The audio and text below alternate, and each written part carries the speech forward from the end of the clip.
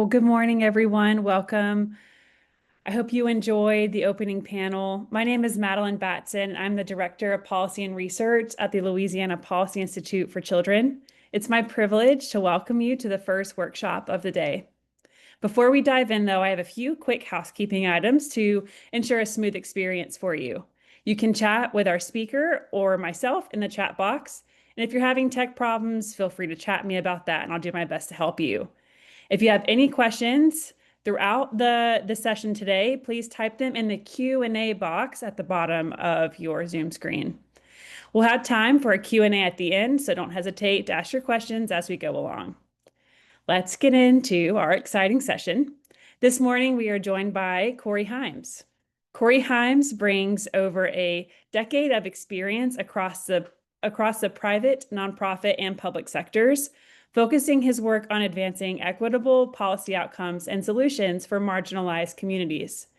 He currently serves as a senior policy analyst at the Louisiana Policy Institute for Children with me, where he helps shape policies that expand access to high-quality early childhood education and family supports. Before joining LPIC, Corey worked with a national anti-hunger organization where he developed policy and outreach strategies to strengthen food insecurity initiatives nationwide. He also directed state-level policy and advocacy at Feeding Louisiana, crafting equitable solutions to reduce hunger and improve family outcomes. Over the course of his career, Corey has held various policy and research positions that have sharpened his expertise in public policy, advocacy, and organizational strategy. Corey holds a Bachelor of Arts in Political Science and a graduate degree in Public Administration and Public Policy, both from LSU. Corey, thank you for being here today. Take it away. Excellent. Thank you, Maddie, and welcome everyone. So today I'll be presenting on state and local dollars working together, projecting dedicated revenue for the ECE fund. Okay, so our goals and objectives in today's session will be to understand, well, first to understand how the fund works and why local investment is surging, review and discuss the state's 5 dedicated revenue streams to ECE, look at projections under different scenarios, including sports betting and hemp to increase and strengthen the ECE fund, and also to discuss options to make the state's match more reliable so local communities can keep investing and that the ECE fund can continue to grow sustainably over the next several years. Now, I would like to start, with an overview of how the ECE fund and how it works. So the Early Childhood Education Fund was created and established in 2017 as initially as a 2-to-1 match by the state legislature. And then in 2019, it was changed to a 1-to-1 match for the purposes of specifically expanding high quality childcare access for children birth to age 3. And it works by local communities raise dollars and then apply for a match through the LDOE. And then Bessie approves once the legislature authorizes the spending for that particular fiscal year. So it works as a true state and local partnership designed to grow access to infant toddler care in our state. So with this slide, it shows the total amount of local fundraising across the state for this current fiscal year, 25-26, where 14 parishes have raised local dollars totaling nearly 30 million, 28.9 to be exact. And if you see, Orleans is currently at the highest at 23 million. And a little context on that is that in 2022, voters actually approved a property tax millage to help them uh, dedicate permanent funds to infant toddler care that generates over, or approximately between 21 million and 23 million annually that provides stable, sustainable revenue. Now, on the flip of that, Cattle Parish raised about 2 million, primarily through philanthropic avenues via the community foundation, which is great, but it's not sustainable long term as Orleans is. And in general, philanthropy can help launch local efforts, but the state public sources are needed. So in Jefferson Parish, again, funding comes from the parish council, but they must be reappropriated each year. And so this is sort of like a little uncertain, but it's still another mechanism that shows how locals can actually raise these dollars to get the match. Rapides, driven by the Rotary and the Rapides Foundation, again, philanthropy, showing strong local commitment, but not stable long term. And so it's really important to know that local dollars stay local, and that locals retain autonomy to choose how to raise them to increase access to early childhood education. Now, federal flow of dollars are prohibited, so only true local sources count, whether through philanthropy, local government, or dedicated tax. And then the growth, I also want to underscore that it's been extraordinary by locals um, over the past few years, and just from 20 fiscal year 2023, we were at 3.5 million with four parishes, and then in 24 fiscal year 24, approximately 25 million across seven parishes, and then fiscal year 25, 30 million across 13 parishes, and obviously this year at approximately 30 million across 14 parishes. So that's approximately a tenfold increase in just a few years. But we'll get more into that later on throughout the presentation. So on this particular side, it shows the state's early childhood education fund in terms of how it's been performing with all the five revenue streams. So currently, I'm sorry, for fiscal year 24-25, the state took in about 18 million, where sports betting is about 16.3 million, but this revenue stream is capped at 20 million per year. Hemp is approximately 910,000, fantasy sports betting at around 114,000. The Pelicans license plate a little less than 3,000. And the land-based casinos for this particular year is zero, although we have had some traction with this in the past in fiscal year 2024. So while the 18 million is meaningful, comparing that to what I previously said about the local fundraising for the same year, which was approximately 30 million, so it's clear that the need from the locals is outpacing the state revenue. And so if this continues, the state will not be able to meet its match, and therefore communities may scale back or stop raising dollars altogether. And ultimately, it affects children and families across our state, and could potentially slow down the momentum that we've seen over the past few years for early childhood access. And so with this particular slide, it shows the overall state revenues, how the overall state revenues have increased at a rate of approximately 55% annually since 2021. But the sports betting cap and other structural limitations ultimately prevents the fund from keeping pace with local fundraising, as previously mentioned. And as a caveat here, in fiscal year 2022, the governor's office directed a one-time $40 million infusion from leftover minimum foundation program funds, or MFP funds, into the ECE fund to keep those resources steadily flowing, and to meet the match, that demand that has been growing. So that was helpful for that particular fiscal year, but it's not sustainable, as we can see through the other years, through fiscal year 2025. But it underscores the need for ongoing, more reliable revenue streams for the ECE fund. Great. And on this slide, it shows how the fund has dramatically expanded access in terms of number of seats provided over the past 4 years. Where now, if you look at fiscal year 25, we're serving over 1,877 children, up from approximately just 206 in fiscal year 22. But without more revenue to match what locals are raising, again, thousands of children and families will be impacted. Families would potentially lose stable childcare. Parents would lose their ability to work or attend school. So in sum, the stakes are high, not only for children, but for families and the state's economy. And for this particular slide, I wanted to really show how LPIC has a dedicated page on our website called the Early Childhood Education Fund Dashboard, where I personally manage tracking all the fund's data. And if you scan the QR code on the right, it will take you directly to this interactive dashboard where you can personally see how the fund has performed over the past few years, which parishes are receiving the match there in the middle, um, and how many children are served over on the left end of the dashboard, where this tool helps to really ensure we have transparency and accountability in terms of what these funds are accumulating for children and families across the state.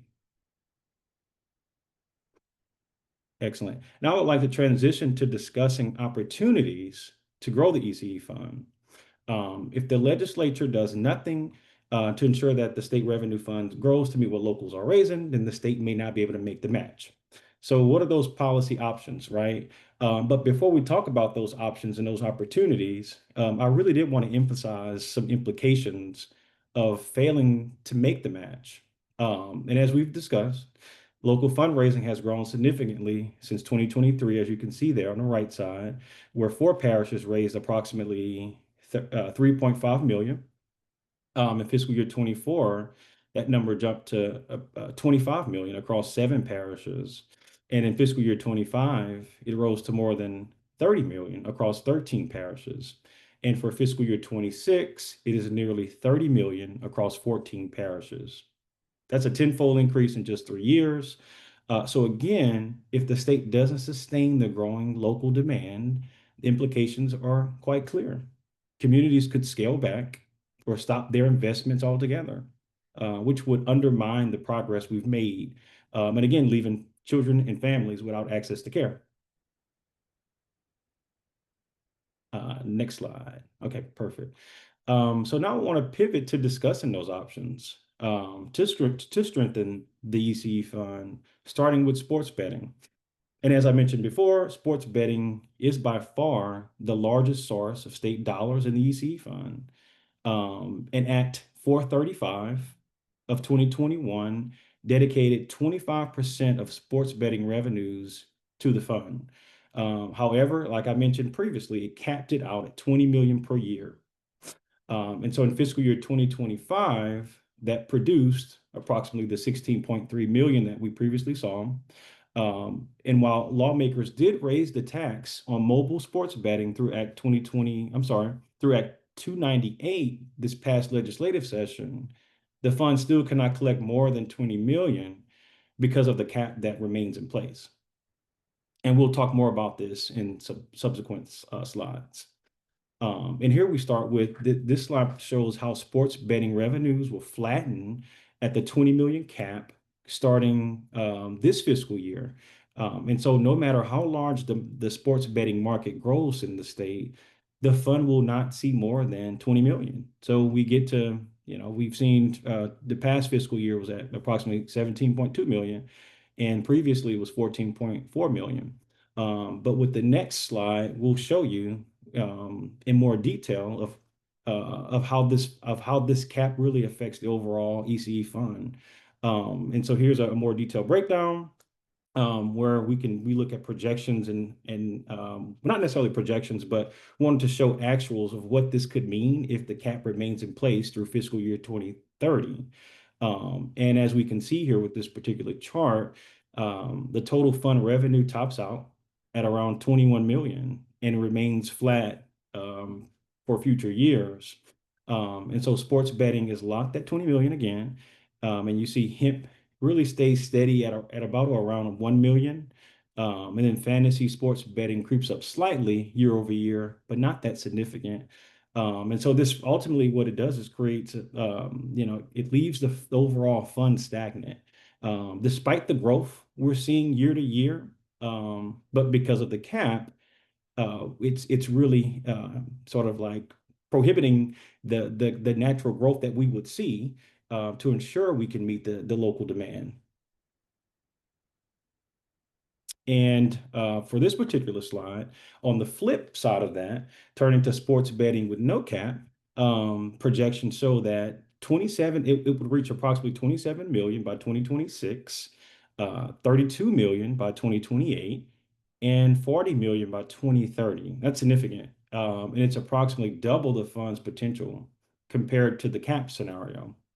And so if you go to the next slide, Here we see a more detailed breakdown of how the fund performs without the cap. So if the cap is lifted, our total revenues will grow from approximately 19 million in fiscal year 25 to more than 40 million in 2030 there. And you can see in green what those total funds would look like and how they would ever increase as the market grows.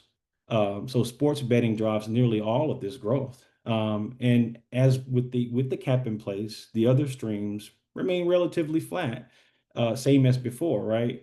But this path of lifting the cap is clearly the most sustainable and the one that ensures that we can meet the growing demand that we see in local from the local community fundraiser and to ensure the state can fulfill its obligation to meet that one-to-one match. And this slide really makes it clear, right? So in the blue, on the blue line, you can see that fund growth is at around 40 million for fiscal year 30 and how it grows year over year without the cap. And in the orange, you see that sort of like that hovering line or that stagnant line that shows the 21 million with the cap from now through fiscal year 30, where revenues really stall. And we see that huge gap between what it could be versus what it really is now. So once the state meets the match, local participation in fundraising will likely increase as locals will be incentivized to raise more and ultimately expand more access for early childhood seats for children who need them the most. Okay, so with this slide, I wanted to also discuss another option besides sports betting to increase the fund to meet the growing demand, as we've talked about, by locals through hemp. So hemp and CBD products are currently taxed at a rate of 3%. It's an excise tax at 3% that produces about around $1 million per year, as we've showed on the projections and the actuals. But this past legislative session, legislators proposed raising that 3% to 15% through House Bill 187 by Rep. Fontenot. But the bill did not pass.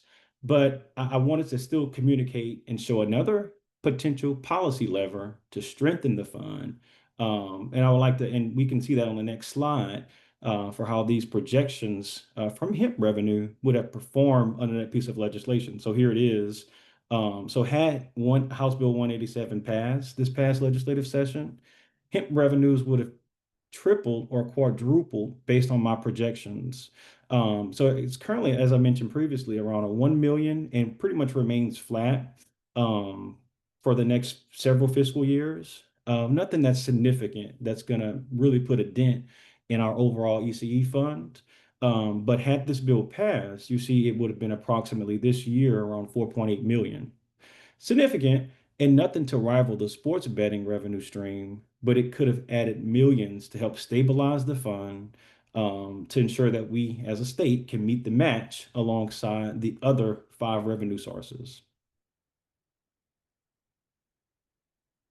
Okay, and this slide truly brings it home for us. But at the end of the day, local dollars get to stay in their respective communities. So again, more access means better outcomes for children, stronger families, and ultimately a stronger economy for all of Louisianians. But if the state doesn't keep up with the growing local demand, thousands of children could lose access, and trust in the fund could potentially collapse. And to give another visualization of this, on the right side of your screen, it shows how local expenditures have really outpaced the state ECE fund. And you look at that, the gap has been there for the past few years, and it will only grow if we don't act. And as we've discussed, there's a clear option to remove the sports betting cap or strengthen other revenue streams, like we can adjust the excise tax on hemp so that we can ensure a more reliable, sustaining fund to really meet the growing demand that we see in the local communities to ensure we can provide the access to high quality early childhood education for families who need it the most. And with that, we'll open things up to questions or any comments that you may have. Yeah, and if anyone would like to put it in the chat box, we'll be happy to answer any questions or any comments you may have. So with that, I'd like to say thank you for your time and thank you for attending our session.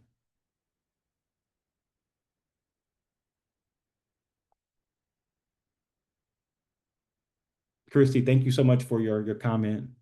Um, And again, and so we also have dropped the link there if you would like to better understand how to apply for the local match. LDOE produces a yearly or annual guide for a community. So if you can click that link, it'll really, it's like a tutorial in terms of how that works, and how locals can apply to get their match.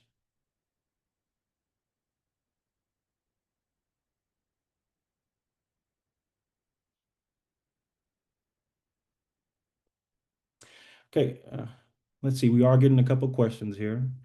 Um, Okay, let's see. Let's see here. We have a question about from Patrick Moore. But can we can see a huge increase in requests now that folks are understanding the program. I think that would be the goal. I think the goal is that we want to put it out there. And well, first of all, with presentations like this to help individual communities and leaders, philanthropy, you name it, to really think about, what does this look like for their respective community? And it's responding to the needs of your community. And also, it's just a way to get things started, right? And I think the more we have these discussions, and the more locals are aware, then we can see some traction. And so, and yeah, we can get traction to encourage those locals to start raising those funds. Because as we've seen, we only have 14 communities current. We would like that to be all communities across the state, right? So with discussions like these, and also feel free to reach out to us directly at LPIC, and we can definitely ensure that we help you get started on that track. We have another question that's about what can we do as early childhood centers to help remove the cap on betting and to get more streams of revenue? That's a really good question. That's a great question. And if don't mind also helping with this question, I believe that we can really start with having, like I said, having those discussions with our local leaders, right? And bringing information like this to our locals and letting them know, hey, we really, we really would like to start these things in our communities. How can we go about doing it, right? And so I'll let Maddie also add anything to that one too. I know you have a lot of experience with this too, so. Just curious to see what else you would add. Yeah, Corey, that's exactly right. And Cassidy, thank you for your question. Really reaching out to your legislator to see if they understand even what early childhood is. As a provider, you really can illuminate just how intentional your learning environments are. And the more that our elected officials and local community members understand truly from the people who experience it closest, which is providers, how much they can understand just how important access to ECE is just by sharing your experience, that will help. But it really is up to the legislature to remove that cap. And so, what we can do as not members of the legislature is reaching out to inform and to advocate. Mhm. Thank you, Maddie. Yeah. Are there any more questions or I know folks are saying this is really revealing information. And it may take a while to really sit with you because it is, it's to me, it's very disturbing that if our state cannot meet the local demand and that match, then what that means for thousands of children and families that are unable to access that early childhood that they truly need. Um, Excellent. Thank you. And then also thanks for your comments. We're really appreciative of the engagement here. Yeah, I see another question. And it says if local dollars are raised for early childhood initiatives and not for seats, does this local funding qualify for the application for an ECE match? So with the ECE locally raised dollars that go up for a match, if you're trying to get the match, part of the match funding will have to go towards expanding access to ECE seats.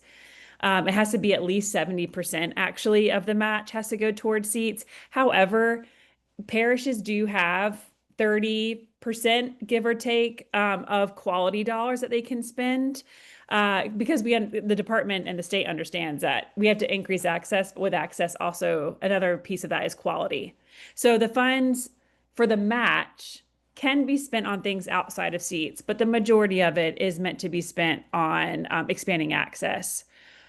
With that being said, of course, locals are thinking about doing other initiatives around ECE to increase quality and learning gains. And so if your local community does like raise money, they're more than welcome to turn it back into their community without pursuing the match, right? So there's a few options locally, but and the ECE match is just one of them. Excellent. We have another comment too in the chat just about, this is from Mr. Patrick Moore, just about how truly childcare providers are the spear of economic development in our state. And that could not be more true. Thank you. Mhm.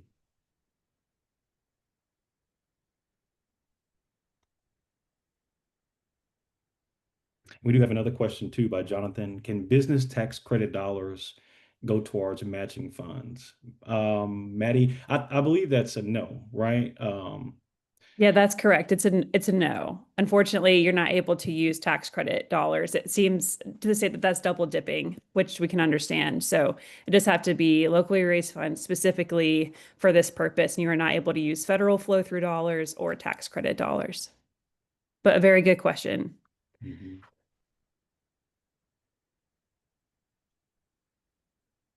We have any more comments or questions? We're happy to tag team those. But really appreciative of the engagement here. I think this conversation is really, really critical to access to early care.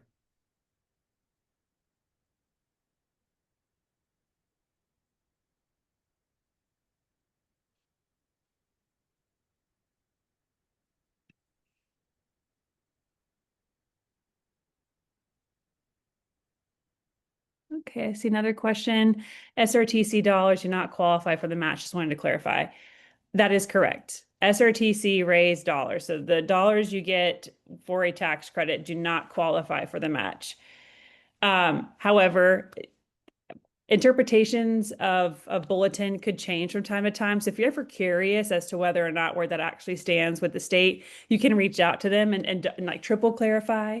The department is the one who, of course, runs the bulletin and the guidance on the ECE fund. And so things can change over time. So it's possible that even that's the way it is now, it could change in the future or not. But really getting access to the to the Department of Education on that over time will be helpful to ensure that that's still the case.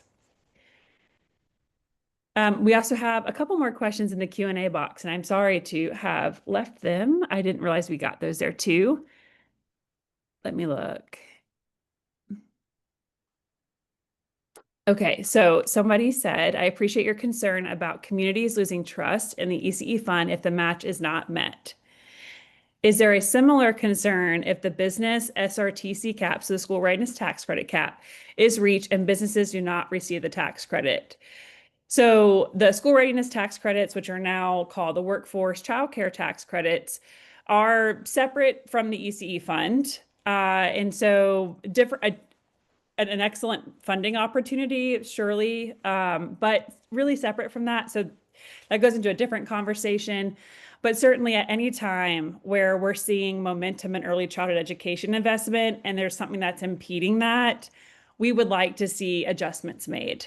So we haven't, like to the point about sports betting, we haven't gotten close to hitting the cap before. And so, as advocates and as researchers, we knew that we would likely eventually get there so long as consumer habits stayed the same. But the real the reality of the cap hitting is just now we're getting close to that, especially with the recent changes this past session. And so I would say the momentum about changing the cap is a bit different now going into next session versus what it would have been in the past. And I can foresee probably the workforce child care tax credit cap being a similar experience where once we actually see that, oh, we are going to hit this cap and it could actually slow the momentum of locals or businesses getting involved, we might at that point be able to make a better pitch to the legislature on making a change.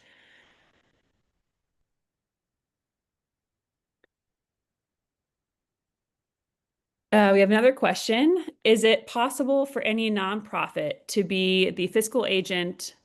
Is it possible for any nonprofit to be the fiscal agent of the ECE fund, or must it be CCR&R or lead agency?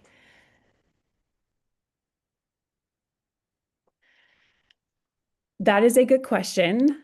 I want to say there's like 10 million caveats to that question. So it's hard for me to give a stern answer. So again, I'll point you back to the guidance document from the Department of Education. I would say reach out to them and make sure, because I know there's like nuances with all of that sometimes. And so, great question, Christy. Definitely see the guidance document and follow up and see if there's something specific for your community that might work because of just the context there.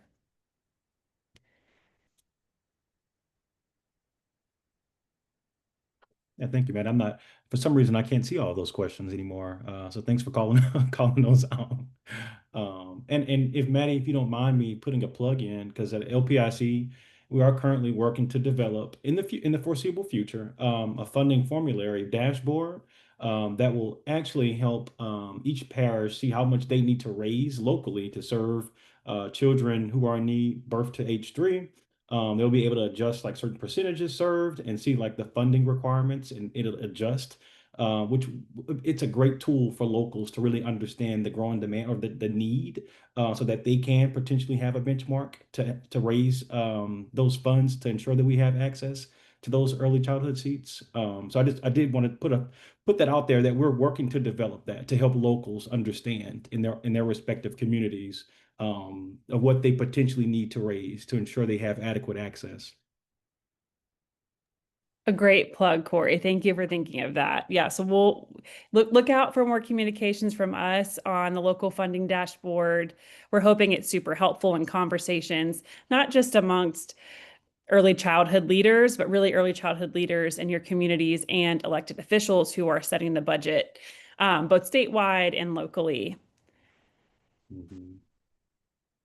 And a little mini plug for a future session in our symposium, we have our partners, Afton, who are going to be giving a presentation about sustainable funding for the holistically for our ECE system in Louisiana, and they are helping us create that local funding dashboard. So a mini plug for a later session as well. Excellent.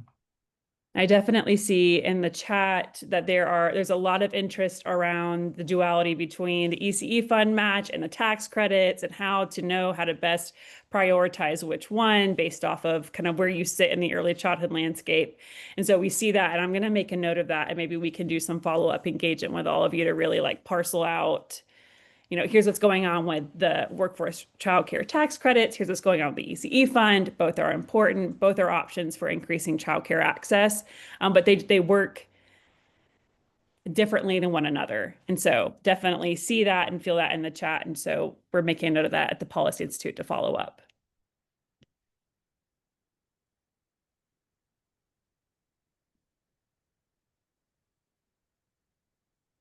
All right.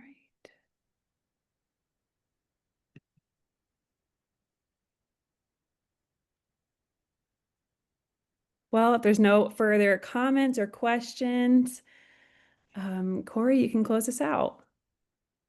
Okay, excellent. So thanks everyone who've joined.